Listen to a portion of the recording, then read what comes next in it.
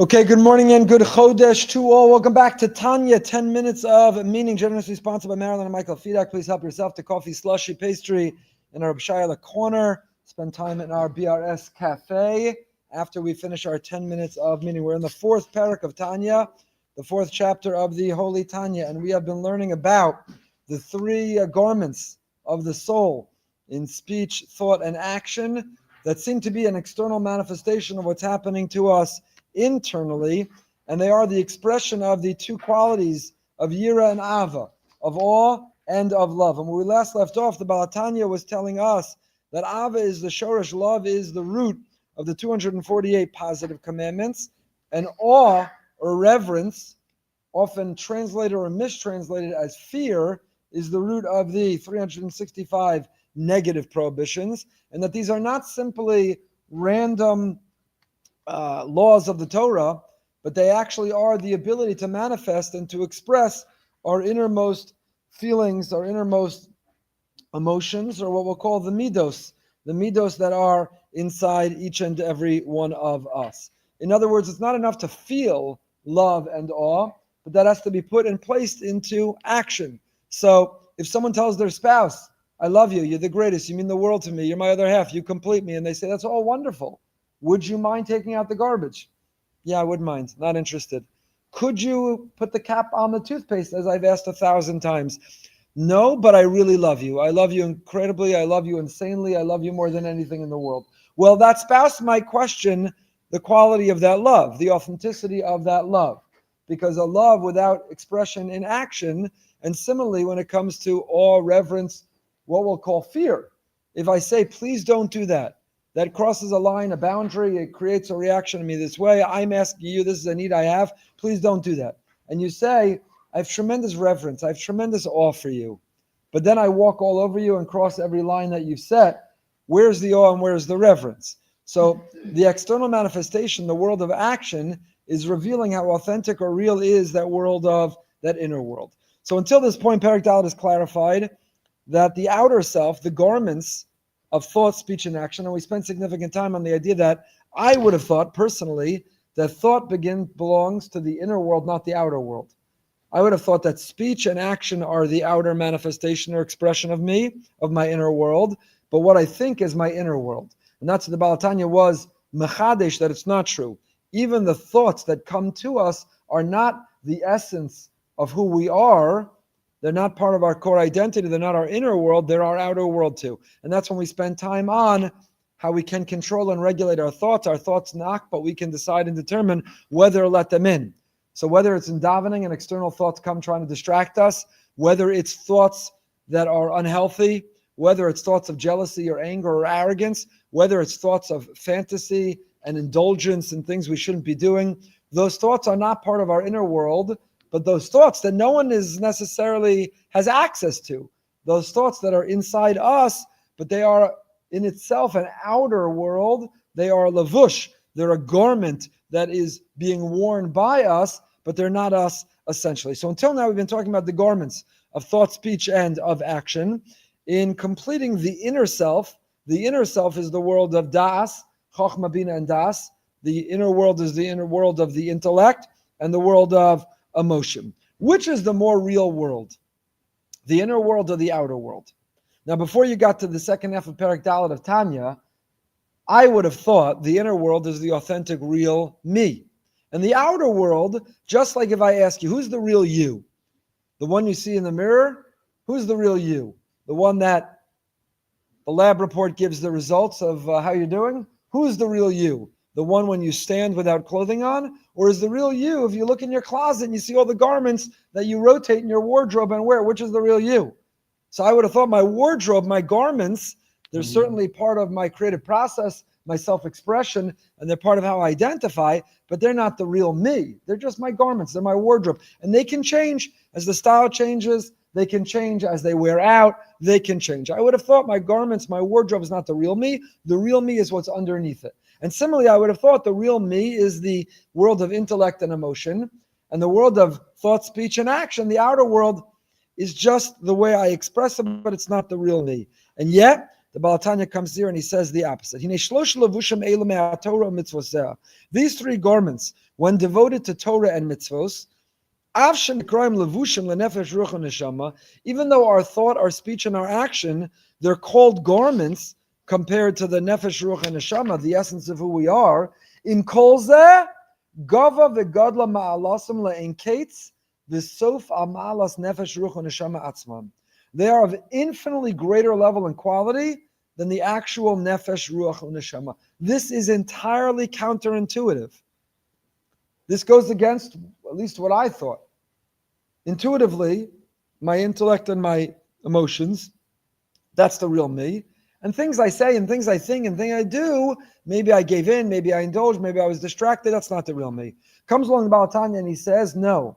The world of thought, speech, and action, and these are his language.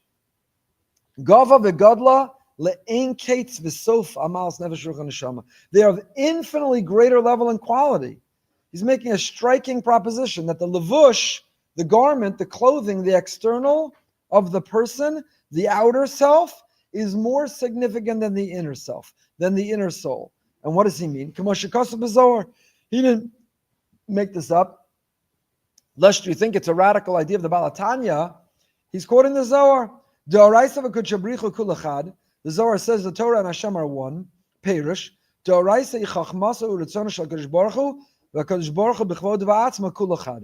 Torah, which is the ultimate wisdom of Hashem and the will of Hashem.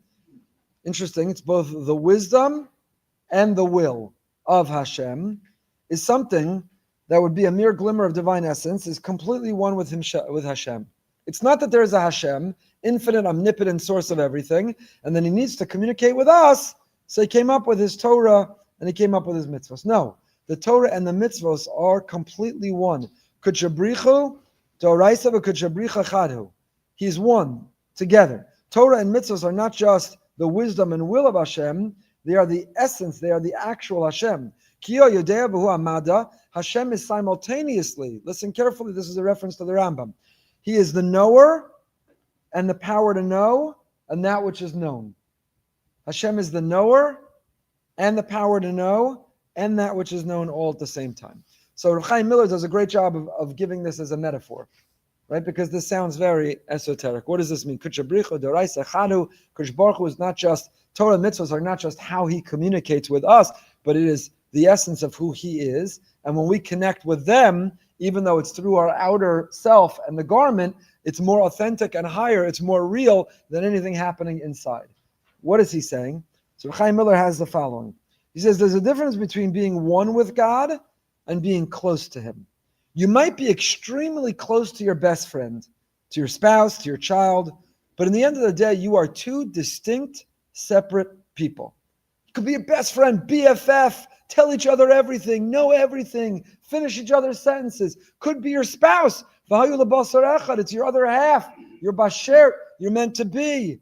It could be your child. They come from your very flesh. They are an extension of you.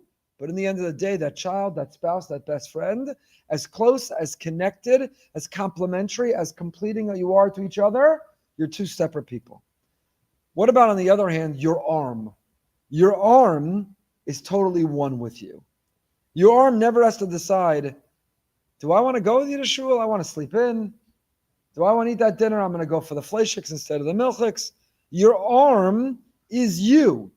It never betrays you. It never abandons you. It by definition goes with you. Why? Because unlike a spouse or a child or your best friend, as close as you are, but ultimately still is separate, your arm is you.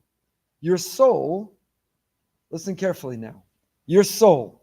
Is your soul more like your child or your arm? I would have thought my soul is my arm. I have an arm and I am a soul. But says the Baal Tanya, your soul is a child of Hashem. And it could also be one of Hashem's spouses, the love of Hashem. But it's not one with Hashem. A mitzvah is a limb of Hashem. It's part of him. So when through the garment of thought, speech, or action, we do a mitzvah, that garment becomes one with Hashem's very self, so to speak. I'm going to say that again. Our neshama, as close as we are, as connected as we feel, as much as it's me, is a child of Hashem. In the end of the day, it's still separate and apart. But when I do a mitzvah, when I learn the Torah, when I connect to Hashem, then that's connecting to the essence. That's the arm of Hashem. The arm of Hashem. And so very counterintuitively, while I would have thought that my soul is me, and the garments I put on, I take off, I wear, the external part is not the higher, more authentic, comes along the Baal Tanya and he's machadish, a radical idea based on the Zohar, that Hashem and His Torah are one. So if Hashem and His Torah are one, how do I become one with Hashem? By attaching to His Torah. Even though the way I attach to His Torah are through the three garments that are external, thought, speech, and action, the way I connect to Torah is through the garment, which is external, but it's only by connecting to Torah that I get to the essence of Him. If I only connect to my soul, then I'm connecting to something very close with Him, the son of Him, the love of Him, Hashem's BFF, Yedid Nefesh, Avarachaman, but I'm still not connecting to His essence. You follow? That means to say that if I could sit here and meditate in Fabreng and nourish my soul and sing Lebedik Nigunim and feel super connected, or I can open a sefer and learn His Torah or go and do a mitzvah, which is higher and holier? Doing the mitzvah. Because sitting in Fabringing with my neshama is spending time with Hashem's son, with Hashem's spouse, with Hashem's best friend. But going and doing a mitzvah or opening and learning a sefer, I've now just attached myself and connected to Him. That doesn't mean that we shouldn't also fabrang and enjoy and spend time with our neshama. It's nice to spend time with a child of Hashem, with a spouse of Hashem, with Hashem's BFF. That's also important. That's also meaningful. That also matters. But which is higher and holier? Which is loftier? Which is our ambition and our drive? Which is our priority and more central? It's attaching ourselves to His Torah and to His mitzvahs. I can liken it, even taking that metaphor further, right? In other words, if you want to connect with me, when you spend time with my child or my spouse or my friend, we've developed a relationship and a connection, and that's meaningful. You come to know me. But it doesn't compare to attaching to me, to connecting to me, to being together with me. So Ribono Shalom is the same thing through His Torah and through His mitzvahs. So even though it's impossible to fully understand, Hashem has invested Himself in His Torah to such a way that He has become completely one with it. That's what the rest of Perek Dal is going to now explain. If Hashem is infinite, omnipotent, and He's beyond comprehension, how can we attach ourselves to Him, or how does He become one with His Torah, which seems to be finite? His Torah is a book. It's made up of letters and sentences and ink and parchment, and it's a Torah that's part of the down here and this world. If He's infinite, omnipotent, and endless, how does He express Himself? The after Kodesh Baruch Hu will do one more sense. After Kodesh Baruch Hu Nikra Ein Sof, V'Legdulaso Ein Cheker. Hashem is called throughout the Kabbalah the Ein Sof. There is no end. There are no boundaries. He's limitless. V'Legdulaso Ein Cheker, and His greatness is beyond comprehension. V'Leis Machshavat Tfisa Beklal, and no thought can really grasp Him at all. He's beyond our comprehension. Or put differently, for those who know, you cannot know His essence. You cannot know His essence. V'leis machshava tfisa beklal, no thought can grasp Him at all. V'chein birtzona v'chachmaso, k'dichsiv ein cheker l'tvunaso. His will and His wisdom are depicted as non-graspable. Uksiv ha'cheker elokat timtza. Uksiv ki lo machshavosai machshavosechem. The Baal Tanya goes out of his way to quote several psukim to remind and reinforce us, don't think you can know His essence. Don't think you can know His essence. So if we can't know His essence, how can He be one with His Torah and we can then attach through His Torah? So